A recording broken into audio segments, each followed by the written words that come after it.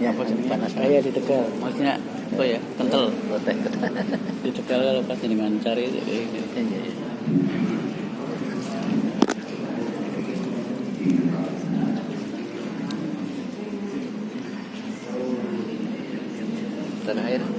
Terakhir ke Tegal kan?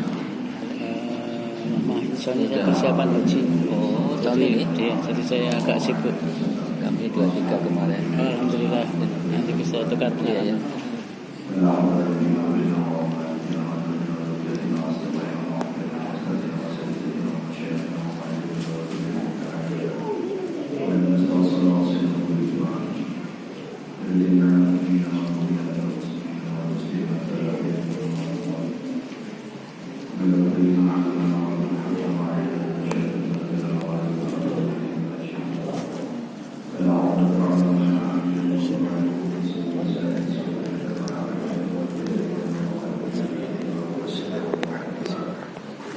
وصالحا على شأنه من البتال ووصوله وقرع وذرية والبيته اللهم انفعنا بعلمه في الدار وبع لهم ولنا أبواب الحكمة وأبواب المعرفة وأبواب العلم وأبواب كل خير في الدين والدنيا والآخرة بسر الفاتحة وكرامة الفاتحة شر الله ولهم الفاتحة أعوذ بالله من الشيطان الرجيم بسم الله الرحمن الرحيم الحمد لله رب العالمين الرحمن الرحيم مالك يوم الدين إياك نعبد وإياك نستعين اهدنا الصراط المستقيم صراط الذين أنعمت عليهم غير المغضوب عليهم ولا الضالين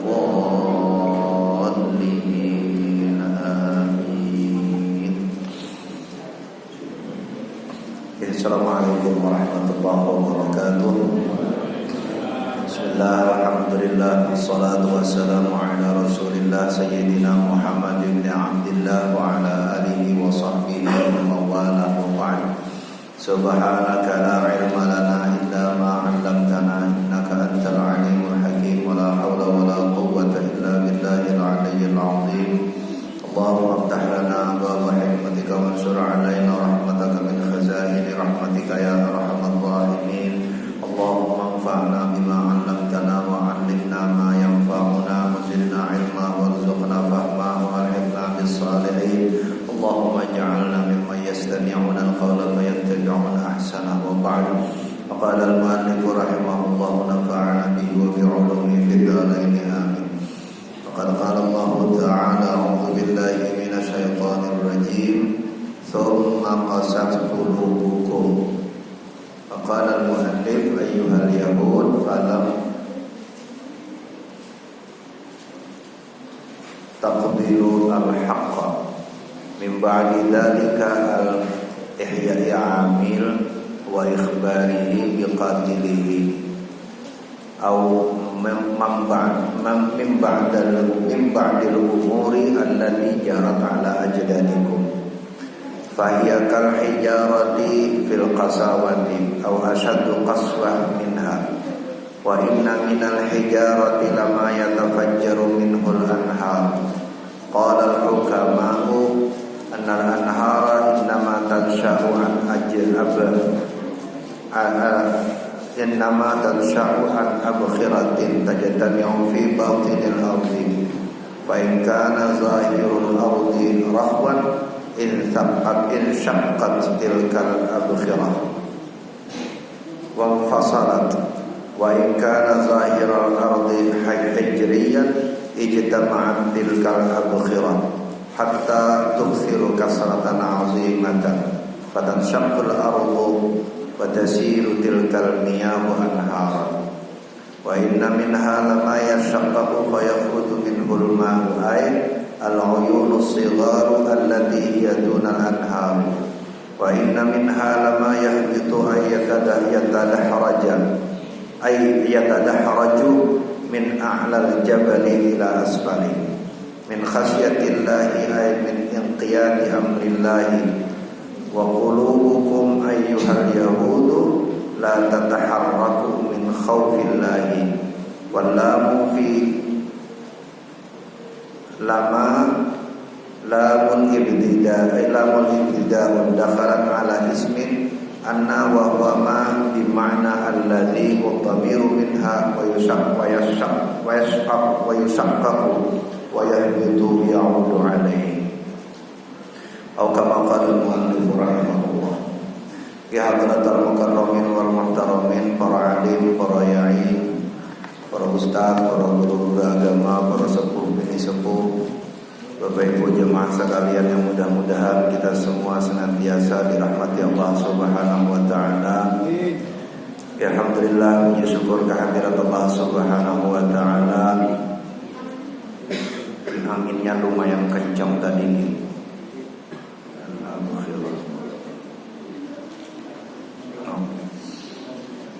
Allah malam hari ini masih beri kita sehat, masih beri kita kemampuan, masih beri kita umur panjang.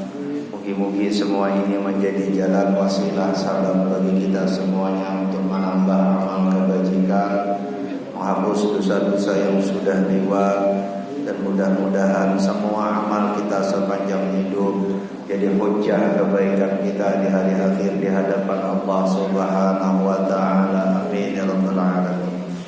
Salawat dan salam senantiasa kita ingatkan dan kita haturkan kepada junjungan kita Nabi Allah Sayyidina Muhammad sallallahu alaihi wasallam. Mugi-mugi Allah Subhanahu wa taala mengerahkan kita syafaat beliau di hari akhir. Amin ya rabbal alamin. Bismillahirrahmanirrahim. Sampailah kita ke ayat 74 dan seterusnya. Ayat sebelumnya kemarin kan menutup cerita tentang tentang sapi, penyembelihan sapi dalam rangka mengikut perintah Allah, dalam rangka membuktikan kebenaran siapa yang membunuh. Jadi pada saat yang sama kemarin Imam Nawawi mengutip cerita yang panjang tentang bagaimana satu kejadian di satu sisi ada menjadi penghal sesuatu yang pengalaman yang tidak baik bagi sejumlah orang, tapi pada saat yang sama Allah Subhanahu wa taala juga membukakan pintu kebaikan di sana bagi orang yang lain. Cerita tentang si anak yang memelihara sapinya sehingga dibelilah dengan harga mahal. Nah, sudah dikasih bukti begitu, artinya setelah dipukulkan bagian tubuh sapinya kan faqulna qaribuhu bi ba'dihha, dipukulkanlah bagian sapi itu atas perintah Allah lewat Nabi Allah Musa alaihi salam. Nabi Musa diminta oleh Allah perintahkan mereka mukul si mayat tadi dengan bagian sapi. Kadzalika yuhyillahul mauta. Dengan cara itu Allah tunjukkan Allah yang kuasa menghidupkan yang mati. Bangun sebentar, lalu kasih tahu siapa yang membunuh, lalu mati lagi. Jadi ujar Imam Nawawi itu untuk membuktikan kuasanya Allah. Satu orang saja Allah mampu, apalagi Allah mau menghidupkan yang lain di hari akhir. Sudah, berarti ini sekarang buktinya ada di hadapan mata. Kan dari kemarin kan ceritanya selalu cerita begitu. Allah selalu menunjukkan ada bukti yang disuruh dengan pikiran, tapi ada bukti yang tampak di depan mata lalu orang suruh berpikir. Tapi apa yang terjadi? Sekalipun bukti itu di depan mata, nah di ayat 74 Allah sampaikan, "Tsumma qasat qulubukum," ujar Allah. Lalu menjadi keraslah hati kalian. Artinya sesudah itu ya ada saja tetap orang yang persis kayak kita sehari-hari sekarang kan. Wah, dinasehati sampun, ditunjukkan sampun, tapi biasanya nafsunya sih pun seliwat itu Israel saja apa ya. Angel dengan upaya guyonannya orang tua itu wong lagi jatuh cinta itu ra iso dikandani. Pokoknya panjenengan deloi kucing kono lagi birahi musim kawin, kok panjenengan kaya opo wae tetep mlayu. Oh, mlayu. Ki kula ngerti banget karena mergo kucing di rumah kula iki lagi musim kawin ya. Kaya kayak ngono itu kayak. Summa qasat qulubukum ujar Allah. Maka menjadi keraslah hati kalian. Ayyuhal yahud falam tuqbilu al-haqqa. Wahai orang-orang Yahudi, kenapa? Karena kalian tidak bisa menerima kebenaran. Itu digambarkan oleh Allah dengan hati yang mengeras. Mim ba'di dzalika, sesudah itu. Jadi sesudah itu hati kalian mengeras. Mim ba'di ihya'i 'amil wa ikhbarihi biqatilihi. Jadi sesudah ditunjukkan si Amil ini tadi dihidupkan, lalu dia masih tahu siapa pembunuhnya, dia mati lagi. Bagaimana Allah tunjukkan kuasa itu di hadapan matanya, tetap saja hatinya mengeras, artinya tidak mau menerima. Aw min ba'dil umuri allati jarat 'ala ajdadikum, atau atas segala perkara yang sudah pernah terjadi pada nenek moyang kalian. Jadi pada nenek moyang kalian.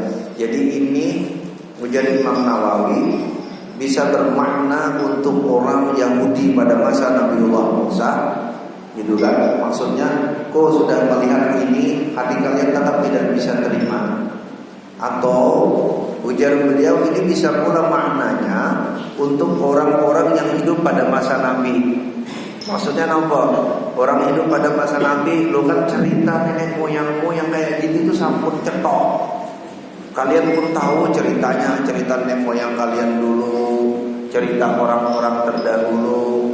Makanya kenapa kita selalu diceritakan cerita orang terdahulu itu kan maksudnya buat belajar, menjadi pelajaran. Dalam Al-Quran berkali-kali Allah sebutkan cerita orang terdahulu itu diceritakan ya buat diambil pelajaran. Allahumma sayyiban nafi'an. Pencong anginnya nih. Isi angin mawar apa karena hujan-hujan. Burung ya airnya. Ampun, alhamdulillah. Allahumma sayyiban nafi'an. Mugi-mugi jadi jujuran yang Allah jadikan manfaat buat kita semuanya. Amin ya rabbal alamin. Kalau usah dihujan ya takdir yang mesti Allah hujan. Udah hujan. Burung bisa habis hujan. Duma. Ujar Imam Al-Ghazali, di antara waktu yang mustajab doa itu adalah pada saat tetesan-tetesan awal hujan. Jadi ini waktu mustajab. Jadi ini sambil kula ngomong panjenengan dalam hati doa betul apa? Doa nang minta lunas utang, doa napa ya betul apa nggih. Panjenengan dulu minimal tadi Allahumma sayyiban nafi'an. Atau dalam hati ini panjenengan sambil gosah banter-banter usahake sing ngaji.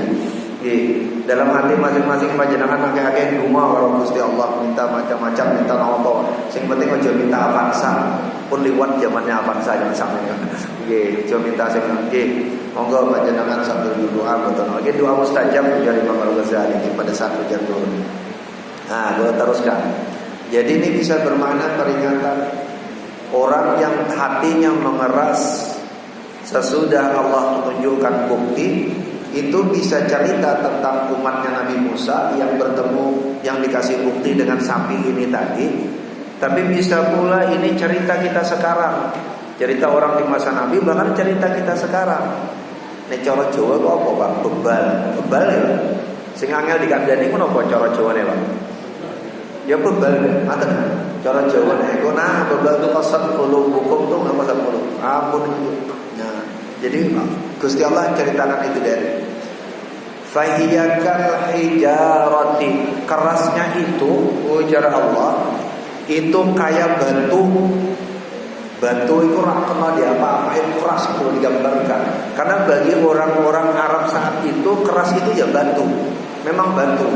Jadi ini Arab boleh contoh keras lopo ya batu, memang batu. Makanya Allah gambarkan hatinya itu keras seperti batu, fil qasawati.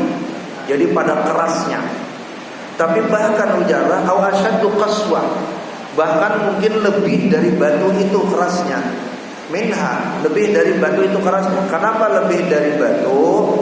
Wa inna minal hijarati lama yatafajjaru minhul anhar. Karena di antara batu itu Wa inna sesungguhnya ujar Allah minal hijarati di antara batu itu lama yatafajjaru minhul anhar, ada yang mengalir di antaranya sungai. Kan sampai sekarang kita bisa lihat ada sungai di salah-salah batu. Nek Gunung Kidul ku terkenal loh. Nek wong nek ndelok sumur ternyata bawahnya ono sungai. Nek wong lihat gitu kan, itu kan ono iklannya nggih. Hanya di Gunung Kidul orang ndelok sumur bulat, bawahnya ternyata wong main tubing itu loh. Oh, lewat main itu. Nah, batu saja ujar Allah ada yang di sela-selanya itu ada air. Artinya ada sesuatu yang berubah. Orang nempok motor, orang sing mati. Jadi batu saja yang kita kira keras itu ada yang mengalir air sungai di antaranya. Qala al-hukama'u, para ahli hikmah berkata, innal anhara innama tunshaw an abkhiratin.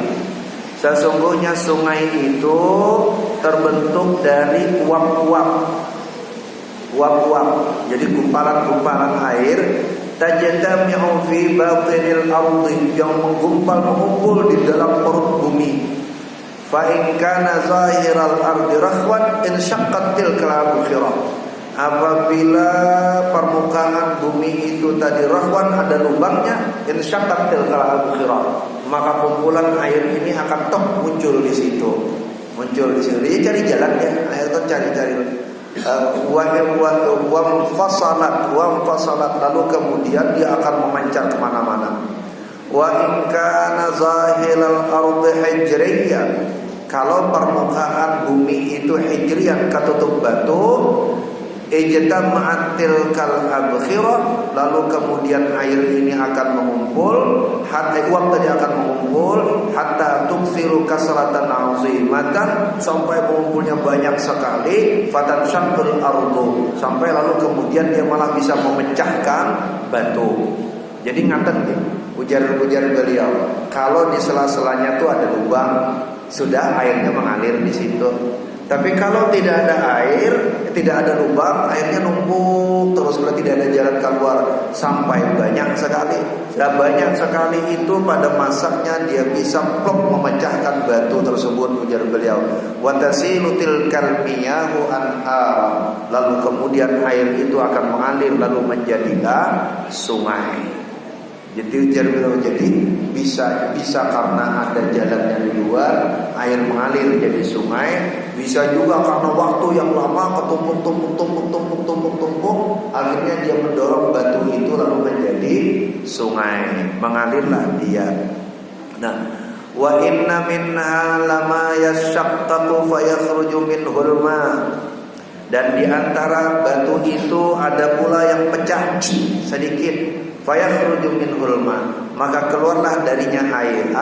Al-uyunus shighar, ujar beliau, kalau yang ini itu mata air yang kecil, allati yadunal anhar, yang tidak sebesar sungai. Jadi kalau yang pertama tadi sungai, kalau yang ini mata air yang kecil, itu kan dapatnya dari salah-salah batu. Nah, batu saja bisa begitu, kata beliau.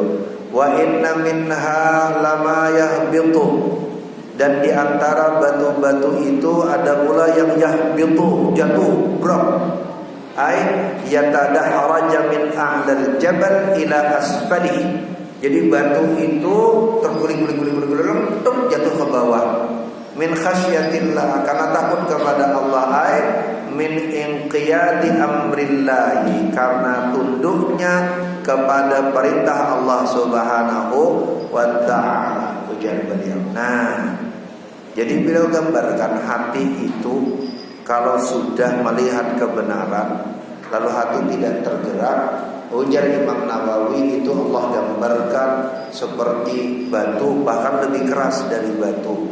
Karena batu wae ora sakmonone.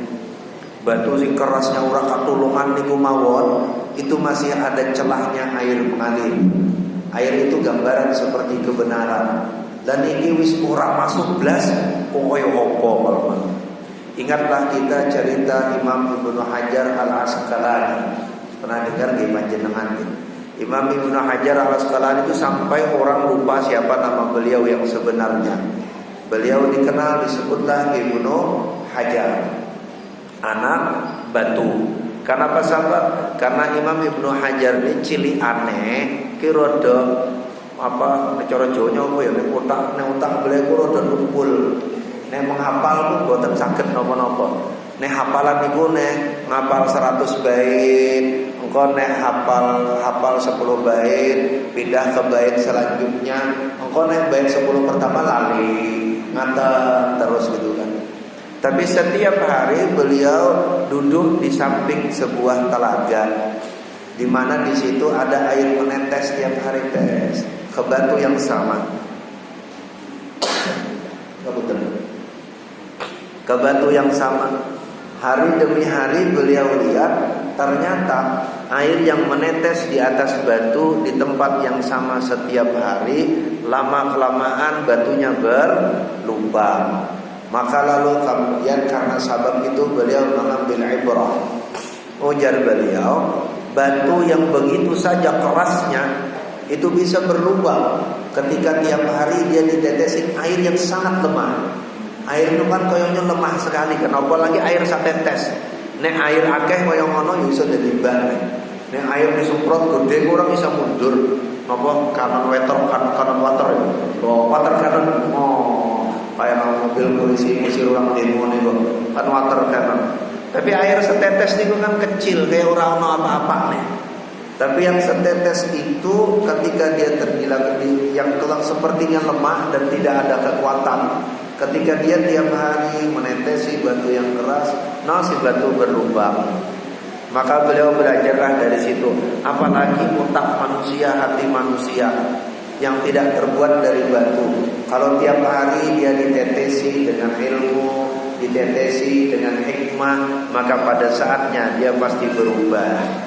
Maka mengajilah beliau, akhirnya beliau terkenallah beliau seorang sebagai salah satu muhaddits yang paling utama yang menghafal lebih dari 100.000 hadis. Makanya dikasih gelar Al-Hafiz Ibnu Hajar Al-Asqalani. Jadi dulu kalau menyebut Al-Hafiz itu kalau dalam kitab-kitab itu yang dimaksud orang yang hafal ribuan hadis.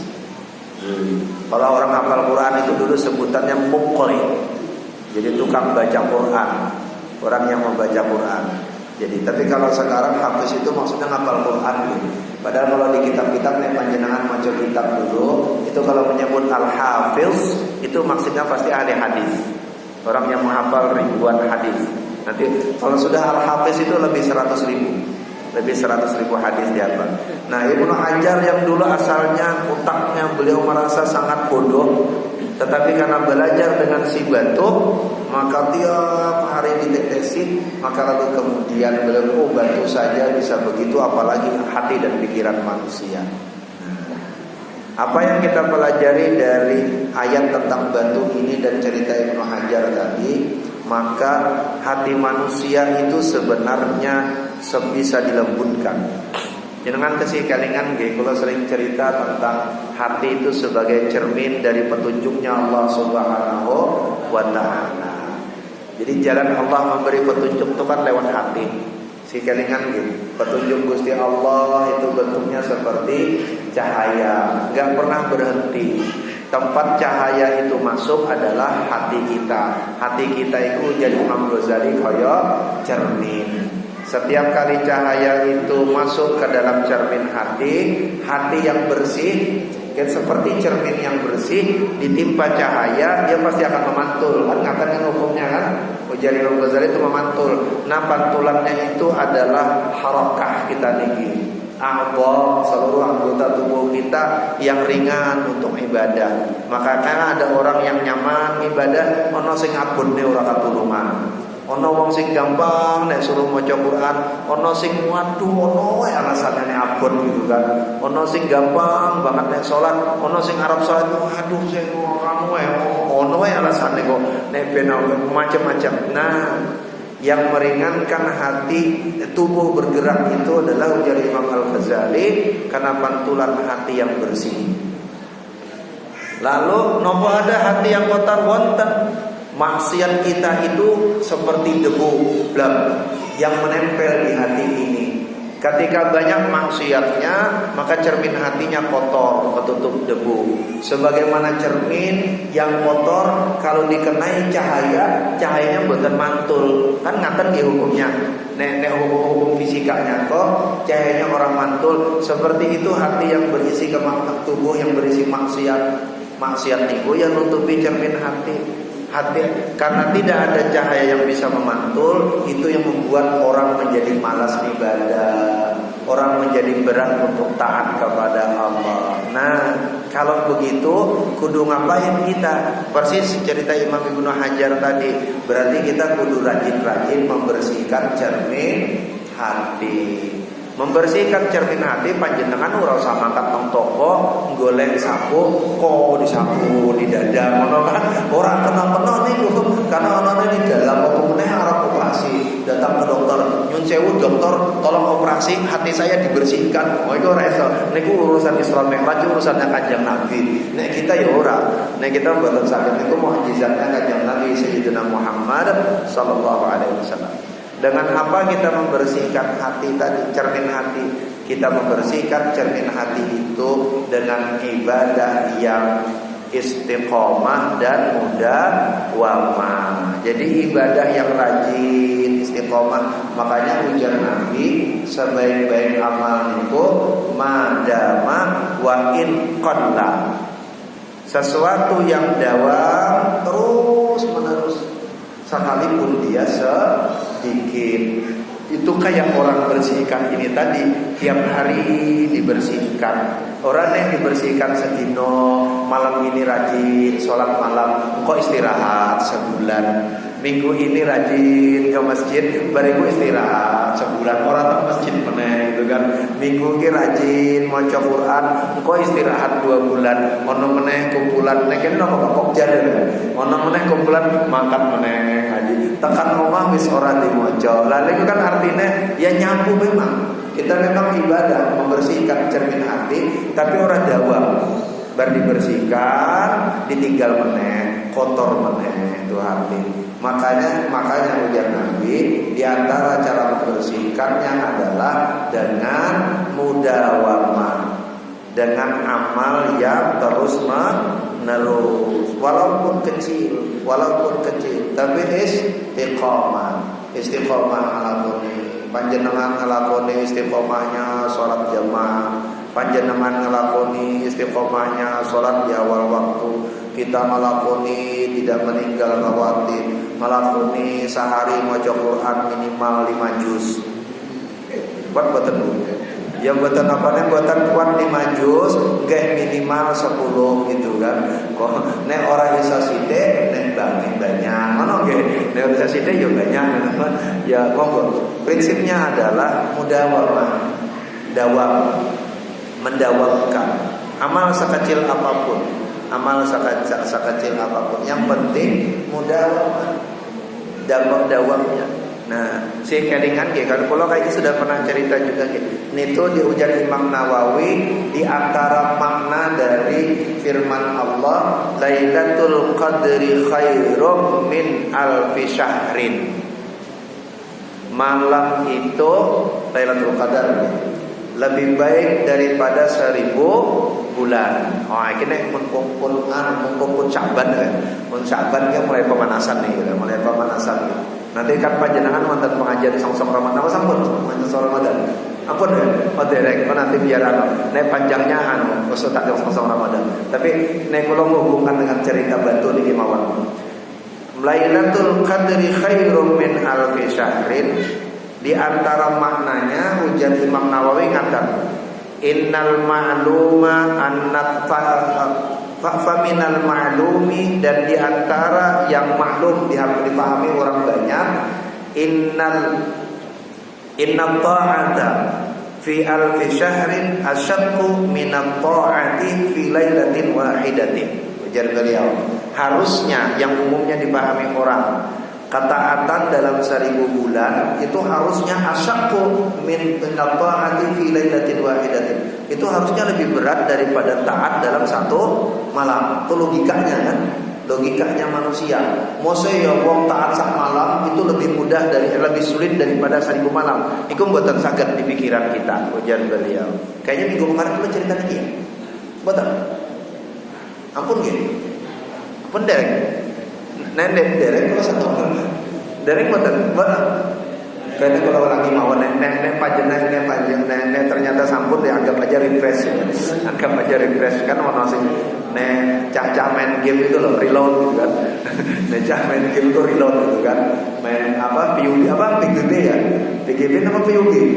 Reload, anggap aja reload gitu masih belum main. Nah, tetapi ujar beliau oke, ini ku benar kata beliau, itu minal ma'lum. Itu diantara yang dipahami orang banyak. Tetapi ujar beliau, walakinnal fi'lal wahida qad yakhtalifu fil husni wal qubhi bisababi ikhtilafil wujuh. Tetapi ujar beliau, satu amal itu qad yakhtalifu bisa jadi berbeda-beda fil husni wal qubhi, pada ukuran baik atau buruknya, bisa ikhtilafil wujuh, karena sebab perbedaan cara melihatnya. Cara melihatnya itu niki senyum. Senyum niku dengan 3 orang yang berbeda dengan suasana hati yang berbeda, maknane iso beda itu. Karo wong sing padha-padhane seneng lihat kita senyum, wah senang sekali dia. Karo wong sing musuhan karo kita lihat kita senyum, wah wong menyek. Ngono Pak. Sing padahal senyumnya padha iki.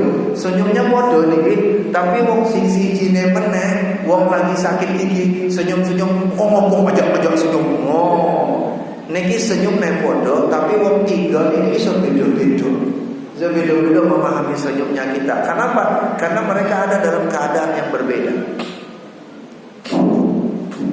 Imam Nawawi ngasih contoh ngata, ujar beliau. Contoh di zaman Rasulullah. Idza qulta liman yurjamu hadza dzanin fala ba'sa, ujar beliau. Misal begini, ada perkataan ini penzina. Tapi perkataan itu diucapkan liman yurjamu, kepada orang yang akan dirajam. Jadi di masa Nabi itu kalau orang sudah akan dirajam itu berarti sudah berkekuatan hukum tetap.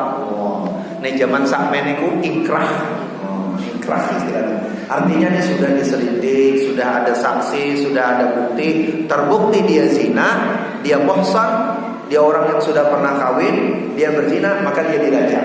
Di zaman Nabi. Dan dirajam itu biasanya di tengah lapangan orang banyak. Lalu ada orang melihat, ada orang akan dirajam, berarti kan sudah benar, sudah secara hukum biasa. Lalu dikatakan hadza zani, oh ini penzina. Disebut itu fala ba'sa, oh enggak apa-apa. Ucapan menyebut dia penzina itu enggak apa-apa, fala ba'sa. Tetapi idza qultahu lin nasrani wa huwa qazbun yujabut ta'dzim. Tapi kalau itu diucapkan dengan seorang Nasrani, saat itu memang berbeda posisinya. Seorang Nasrani, tapi tidak ada bukti bahwa dia berzina, bahwa qazbun. Maka ucapan ini hukumnya qazaf. Qazaf itu tuduhan palsu. Dan dalam fikih tuduhan palsu itu berat. Qazaf itu tuduhan orang berzina. Maka orang mengucapkan hadza zanin kepada orang ini, tapi tidak ada bukti seorang Nasrani, yujabut ta'dzim. Maka yang mengucap hadza zanin ini kena ta'zir, kena denda. Pun beda. Tetapi ujar beliau walau qultahu lil muhsan wa huwa qadzafun wa yujabul haddu. Tapi kalau itu diucapkan kepada seorang muhsan, orang pernah berkeluarga, muhsan itu orang pernah berkeluarga, tetapi tidak ada bukti yang mendukung, tidak ada bukti, tidak ada saksi, maka itu qadzaf hukumnya, qadzaf terhadap seorang muhsan muslim, yujabul hadd. Orang yang mengucapkan kata hadza zanin tadi, maka dia harus dihad, dicampur. Kata-katanya sama, tetapi keadaannya berbeda, hukuman berbeda. Nah yang terakhir ujar beliau, walau qala ahadun li haqqi Aisyah fa qawluhu kufrun. Kalau sampai ada yang mengatakan itu kepada Sayyidatuna Aisyah, maka yang mengatakan perkataan itu bisa mengakibatkan yang mengatakannya kufur. Kenapa? Nah ini khas, ini cerita khusus. Itu panjang ceritanya. Kalau tambahin 2 menit nih. 2 menit. Nah panjang ceritanya bisa panjang, tapi 1 menit nampung ceritanya. Kenapa? Kasus Aisyah, karena Sayyidatuna Aisyah pernah dituduh berzina. Sing cerita hadis ifik itulah. Nabi 3 hari mendiamkan Sayyidatuna Aisyah. Akhirnya turun surah An-Nur ayat 11, 12 sampai 12, 13 yang menyatakan bahwa bara'at, bahwa Sayyidatuna Aisyah itu bebas dari tuduhan itu. Jadi Allah yang declare, ujar Allah, Muhammad istrimu bebas dari tuduhan itu. Nah karena Al-Quran yang mengatakan Sayyidatuna Aisyah bebas dari tuduhan, maka kalau ada yang masih menuduh, ujar Imam Nawawi, faqauluhu kufrun. Kalau masih ada yang bilang Sayyidatuna Aisyah hada zaniyatun, ini seorang penzina, maka yang mengatakan itu hukumnya bisa kufur. Kenapa? Karena yang dilawan Quran. Nah, ujar beliau, kalau begitu, ini perkataan yang sedikit sama perkataannya, hukumnya bisa berbeda. Begitu pula amal kita. Amal kita yang ngantet. Nah amal kita tadi, makanya tadi mengajarkan cerita tetes. Amal kita kecil, amal kita sedikit, selama kita dawam, niku kuasanya Gusti Allah untuk memberi nilai. Tugas kita itu beramal sebanyak mungkin, memperbaiki diri. Balasannya urusannya Allah Subhanahu wa ta'ala. Orang usah gelo karo balasannya. Innallaha la yudhi'u 'amala 'amilin minkum. Allah tidak pernah menyia-nyiakan amal kita sekecil apapun. Kalau ngapunten malam kemarin kalau disuani didatangi kunjungi jemaah ke rumah sederhana mengalukan sesuatu, kalau ditamsilkan begini, ini sholat tapi ora pernah isa khusyuk, pripun sholat kula.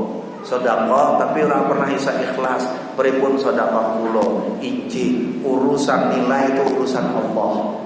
Urusan nilai urusan Allah, tapi salatnya panjenengan, sedekahnya panjenengan, niku tetap amal baik yang dihitung oleh Allah Subhanahu wa ta'ala. Jadi urusan gelo urusan niku.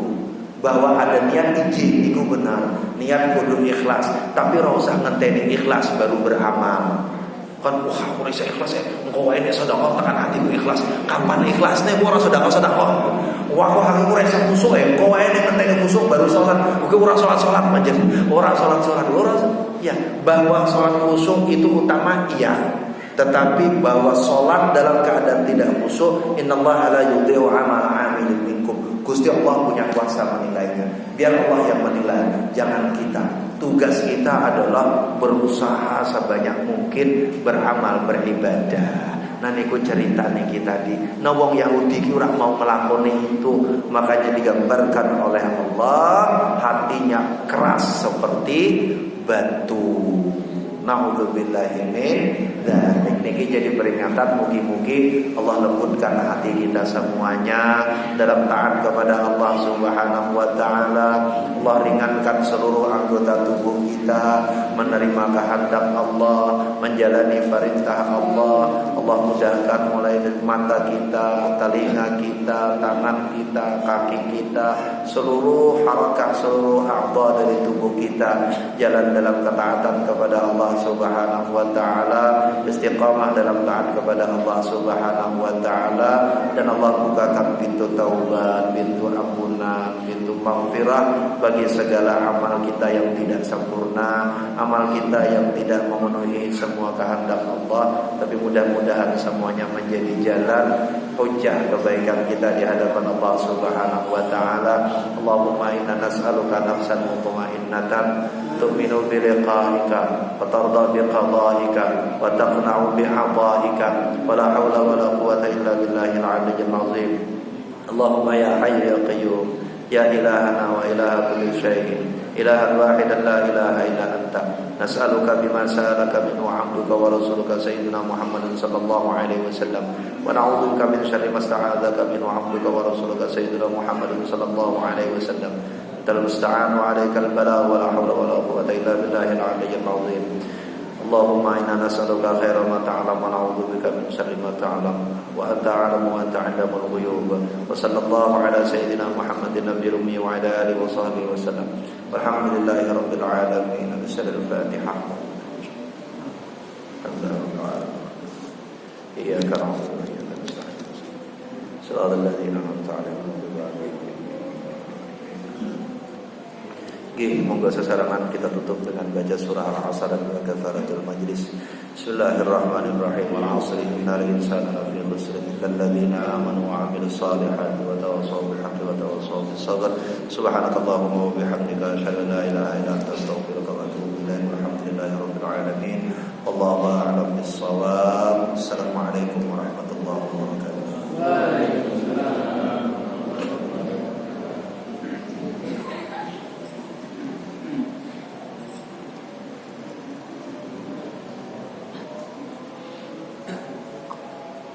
Terus. Buat Pak